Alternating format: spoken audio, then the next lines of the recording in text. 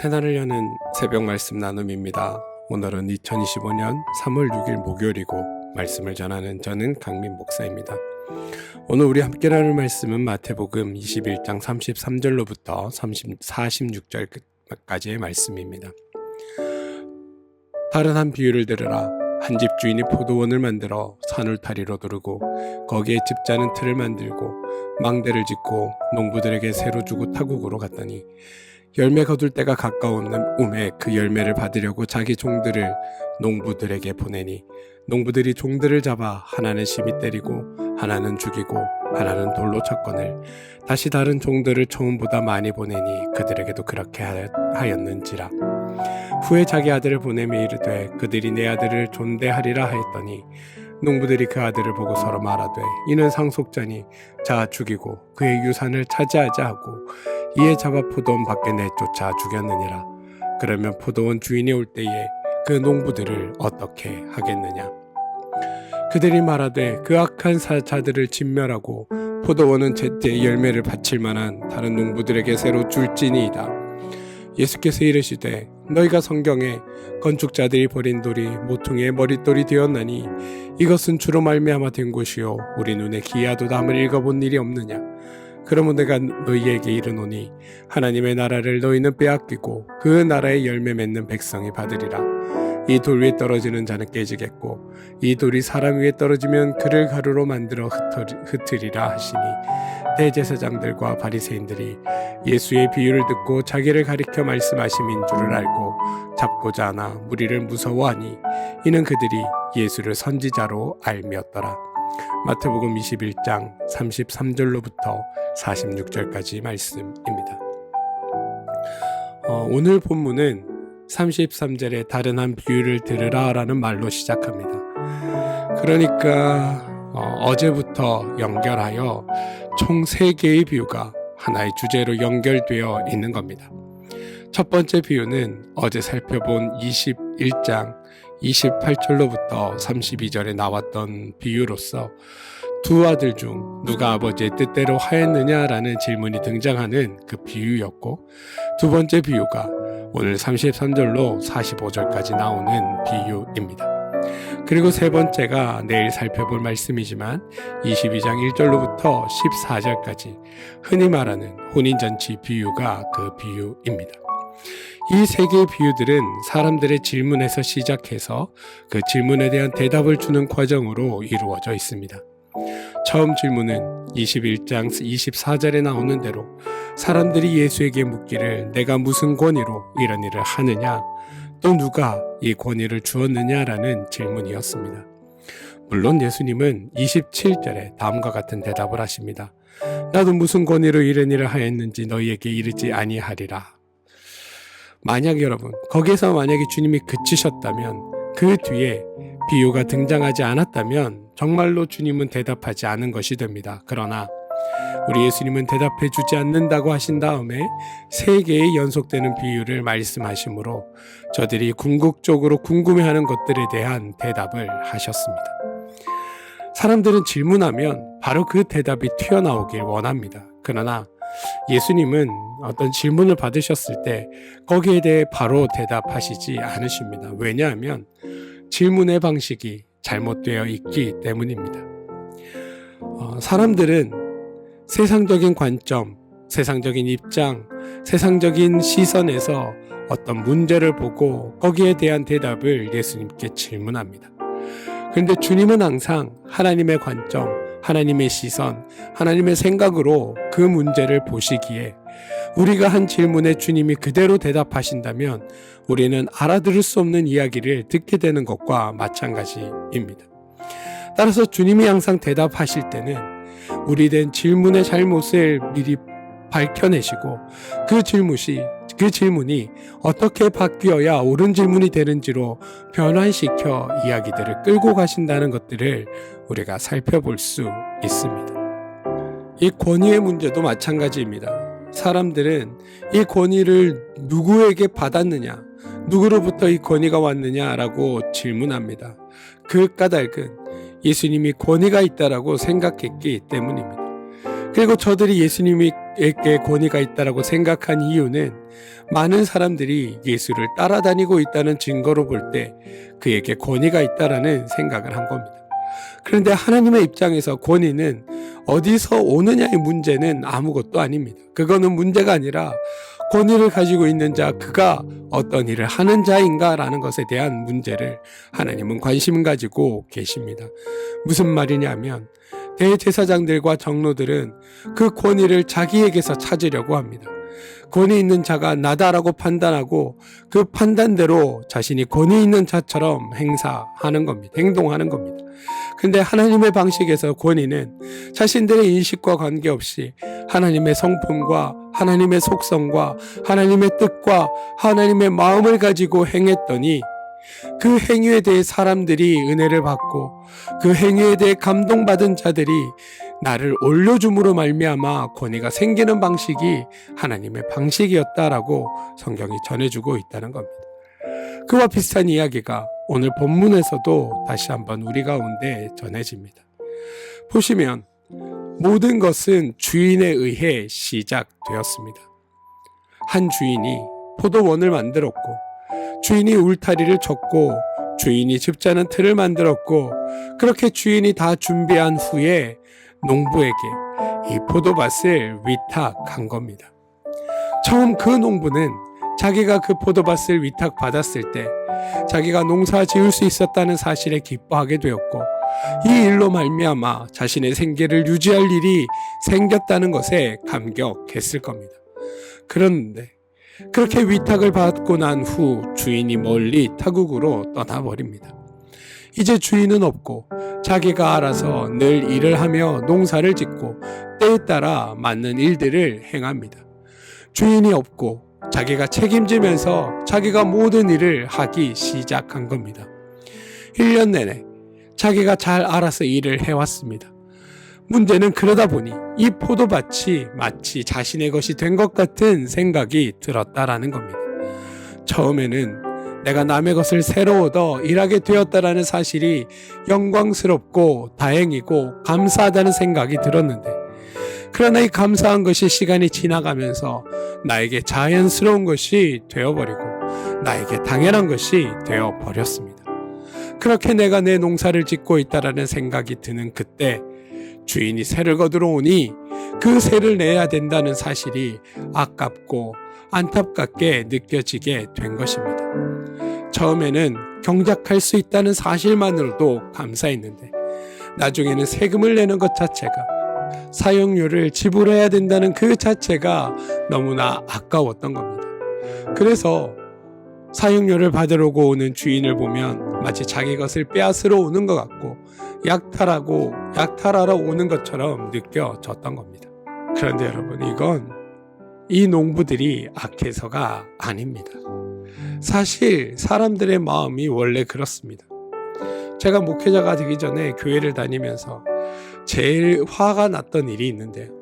내 발로 내가 헌금 내고 내가 교회 와서 내 스스로 봉사하면서 늘 혼났다라는 것에 있습니다. 왜 더 열심히 하지 않냐? 더 많은 것을 맡아서 해야지. 왜 이건 이렇게 했냐? 왜 저건 저렇게 했냐라며 혼이 났었습니다. 그래서 그때부터 제 머릿속에 각오한 게 하나 있습니다. 나는 절대로 성도들을 혼내지 않겠다. 내가 만약 사역자가 된다면 책망하거나 꾸중하지 않겠다. 왜? 교회 오는 게 당연한 게 아니라 여기 온 게 얼마나 감사하냐. 특히나 봉사자들이 자신의 맡은 봉사를 성실히 해내는 것, 그것 말고 감사할 일이 또 무엇이냐. 그들은 아무것도 받지 않고 도리어 본인들이 수고하고 애쓰며 이 교회와 공동체를 위해 헌신하고 있다. 그런데 그걸 뭐 좀 잘못했다고, 뭐 좀 틀렸다고, 규칙적으로 좀 안 한다고 혼낸다? 이건 참 우스꽝스러운 일이다. 나는 그렇게 하지 않겠다라고 생각했던 기억이 있습니다. 인간은 사실 그런 존재입니다. 죄인은 그런 속성이 있습니다. 예전에 어른들은 이런 말씀을 하셨습니다. 겉머리 짐승은 거두면 안 된다. 왜 꼭 그 다음에 은혜를 원수로 갚기 때문이다 라는 말들을 붙여 이야기하셨습니다. 우리는 사람들이 그렇다는 걸 알고 또 놀라지 말아야 합니다. 본문에 나오는 사람들도 처음에는 포도 농사를 지을 수 있는 것만으로도 감사했는데 나중에는 감사가 불평으로 바뀌고 그 불평이 주인을 향하면서 결국 주인을 위협하는 존재가 되어버렸습니다. 일어나서는 안 될 일이지만 일어난 겁니다. 만약 여러분들이 집 주인이었다라고 한번 생각을 해보시기 바랍니다. 여러분이라면 어떻게 하시겠습니까? 40절. 그러면 포도원 주인이 올 때 그 농부들을 어떻게 하겠느냐? 여러분들이 포도원 주인이라면 어떻게 하시겠습니까? 사람들의 대답이 아주 걸작입니다. 41절. 그들이 말하되 악한 자들을 진멸하고 포도원은 제때의 열매를 바칠 만한 다른 농부에게 새로 줄 겁니다. 여러분의 생각과 비슷하십니까? 단호하죠. 악한 자들을 진멸한다. 멋있습니다. 그런데 여러분, 이렇게 말하는 것이 얼마나 우스운 일인가라는 것을 우리는 알아야 합니다. 본문에 나오는 농부는 악하지만 우리는 절대 그럴 리 없다라고 생각하며 나온 반응이기 때문입니다. 보시면 여러분, 악한 자들을 진멸하고 포도원은 제때 열매를 바칠 만한 다른 농부에게 준다. 멋진 말인데, 당연한 말인데, 합리적인 말인데, 이치에 맞는 말인데, 그럼 원래 포도원 주인은 그렇게 하지 않았다는 말입니까? 일부러 악한 자를 뽑고 일부러 악한 자를 세워 포도원을 맡겼다라는 말입니까? 33절에 포도원 주인이 농부들에게 세를 줄 때 제때 열매를 바치지 않을 것을 알고 그 사람에게 세를 주었을까라는 질문입니다.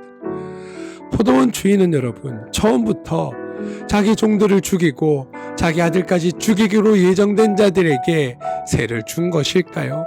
그게 아닙니다. 포도원 주인은 제때 세금 바칠 만한 농부라고 생각했기에 그에게 이 밭을 주었던 겁니다. 그런데 그 농부들이 바로 자기 종들을 죽이고 자기 아들을 죽였습니다. 그러니까 지금 사람들이 제안하는 그 악한 자들을 진멸하고 제때 열매 바칠 자들에게 포도원을 주자라는 말은 사람을 모르기에 하는 이야기라는 겁니다. 이럴 수 있는 사람은 아무도 없습니다. 다 똑같은 사람입니다.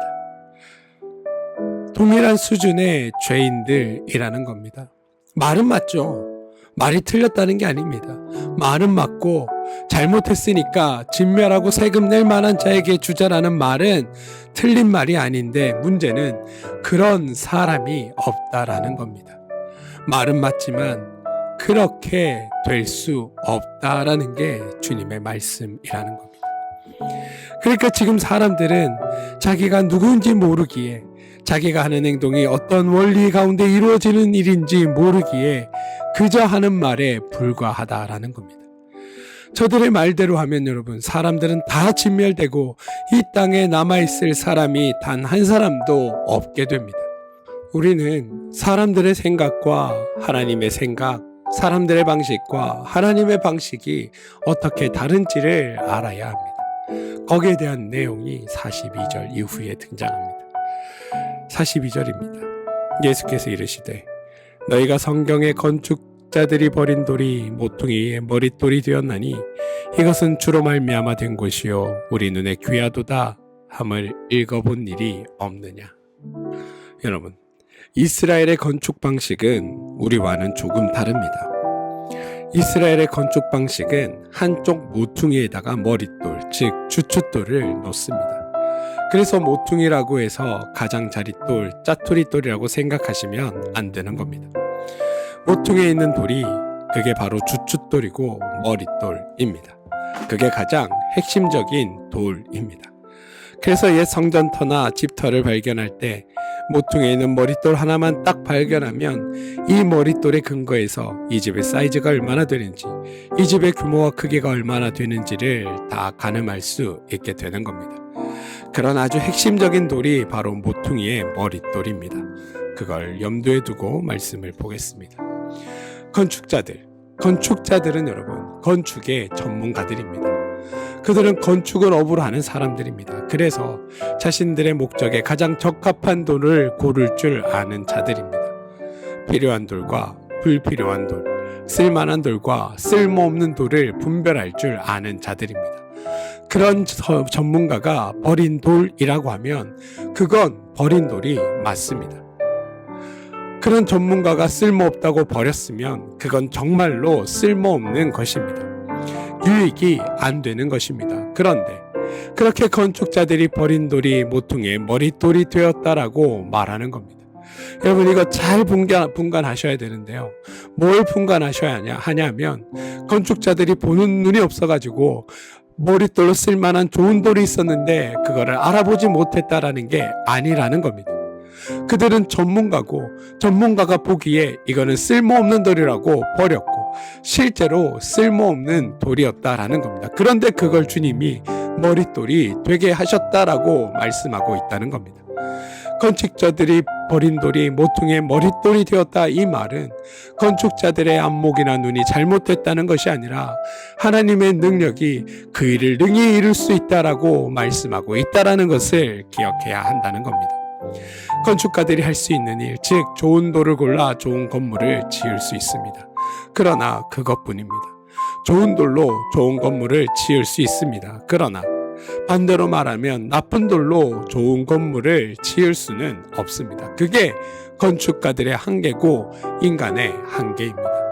그런데 하나님은 우리와는 다른 분입니다. 하나님은 좋은 돌과 나쁜 돌에 구별이 없습니다. 그냥 주님에게 있어서는 다 돌에 불과합니다. 우리는 좋은 돌을 골라야 하지만 돌을 바꿀 능력은 없고 오직 돌을 사용할 수만 있기 때문에 이것이 쓸만한 돌인가 쓸모없는 돌인가, 그래서 쓸모있는 돌만을 골라야 하는 일들이 필요하지만 하나님은 우리와 전혀 다른 분입니다. 그래서 우리는 그 돌을 쓸모에 따라 버리고 취하기도 하지만 하나님은 그 돌이 쓸모있던 없던 그것이 무엇이든 그 돌을 머릿돌 삼아 좋은 건물을 올릴 수 있는 능력이 있으신 분이다. 이게 성경의 말씀이라는 겁니다. 그리고 그게 하나님의 능력이라는 겁니다. 흡사, 좋은 목수, 훌륭한 목수는 연장을 탓하지 않는다라는 말이 있는 것처럼 주님에게 있어 그 재료가 무엇이든 하나님의 능력으로 그게 어떤 것이든 간에 좋은 머릿돌로 만들 수 있으신 분이 우리의 하나님이다라는 이야기를 성경이 전하고 있다는 겁니다. 사람들이 이렇게 말합니다. 어떤 사람들은 돌을 그냥 돌로 보는데 어떤 사람은 그들 속에서 다이아몬드를 본다. 그러니 돌을 볼 줄 아는 눈이 있어야 된다. 그런데 지금 본문은 그런 이야기가 아닙니다. 좋은 돌이 있었는데 미련하게 잘못 봐서 버린 돌을 만들었고 하나님은 안목이 있어서 그 버린 돌을 골라내셨다라고 말씀하는 게 아니다라는 겁니다. 건축가들이 버린 돌은 그건 정말로 버린 돌입니다. 그 누구도 쓸모없다라고 버린 돌을 하나님께서 쓰시는 겁니다. 하나님의 권위와 권세는 바로 이 하나님의 능력으로부터 나오는 겁니다. 하나님께서 쓸만한 사람이 없다는 것, 이건 하나님께는 아무런 문제가 되지 않습니다. 왜냐하면 하나님의 일은 그 사람의 유용성과 능력에 달려있는 것이 아니라 하나님이 하실 일이기 때문입니다. 그래서 비록 아무리 쓸만한 사람이 없을지라도 하나님이 쓰시면 아무라도 다 큰 일에 쓰임받을 수 있게 된다는 겁니다. 앞선 말씀들과 연결해 보면 너희 방식대로 악을 행했다고 다 진멸해버린다고 하면 이 땅에 남아있을 사람 아무도 없을 것이다. 세상의 방식대로 하면 아무도 하나님께 쓰임받을 수 없다. 그런데 하나님은 그런 그들을 가지고라도 하나님께서는 하나님의 역사를 이루어내시는 분이시다. 이게 성경이 우리 가운데 설명하고자 하는 바라는 겁니다. 사랑하는 성도 여러분, 우리가 기억해야 할 것은 우리 기독교는 사람이 하는 일을 말하는 것이 아니라 언제나 하나님께서 하시는 일을 선포하는 종교라는 사실입니다. 우리는 우리가 할 수 있는 일을 하면 됩니다. 그러면 하나님이 우리를 통해 하나님의 위대하고 놀라운 일들을 이루어 가실 겁니다. 그런데 우리는 종종 그렇게 생각하지 않습니다. 우리가 자격과 능력을 갖추어서 하나님 앞에 준비된 일꾼이 되어야 한다. 우리가 준비하자, 쓰임받는 일꾼이 되자라고 말합니다. 그런데 준비된 일꾼을 쓰시고 쓰임받는 일꾼이 되자라고 말하면 굳이 예수님이 이 땅 가운데 오실 이유가 없어져 버립니다. 사랑하는 성도 여러분, 우리는 모두 사람들이 보기에 버린 돌입니다. 준비 안 된 돌입니다. 아니, 아무 쓸모없는 먼지에 불과합니다. 그런데 하나님은 그런 우리를 하나님의 모퉁이의 머릿돌로 사용하십니다. 이 말은 우리 모두가 하나님께 은혜를 받았다라는 말입니다. 이 땅에 사는 사람은 그 누구도 자신의 힘으로 자신을 구원할 수 없습니다. 아무도 구원을 스스로 시킬 수 없기에 예수님이 오셨고 하나님이 오신 겁니다. 그래서 은혜를 베풀어 주어서 우리 모두를 구원의 대상으로 삼으시고 우리를 구원하신 겁니다. 그게 은혜의 선포입니다. 사랑하는 성도 여러분, 우리는 아무런 능력도 힘도 없는 존재이지만 하나님의 사랑과 능력이 우리를 구원하셨습니다. 저는 그 사실을 여러분이 기억하시고 우리 가운데 베푸신 하나님의 은혜에 힘입어 복되고 아름다운 삶을 사는 여러분들 되어주시길 주님의 이름으로 축원드립니다. 함께 기도하겠습니다. 주님, 우리가 무익하고 부족하고 능력도 힘도 없는 존재이지만 그런 우리를 모퉁이의 머릿돌로 삼아주셨음에 감사합니다. 세상의 관점에서는 버림받고 쓸모없다 지정받아 마땅한 존재이지만 하나님께서 우리를 들어 하나님 일에 동참하게 하시고 하나님의 일꾼 삼아 주셨으니 우리가 그 은혜를 기억하고 주님의 능력과 힘으로 마땅히 주님의 일에 동참하는 그런 복된 성도 되게 하여 주시옵소서. 예수님의 이름으로 기도합니다. 아멘.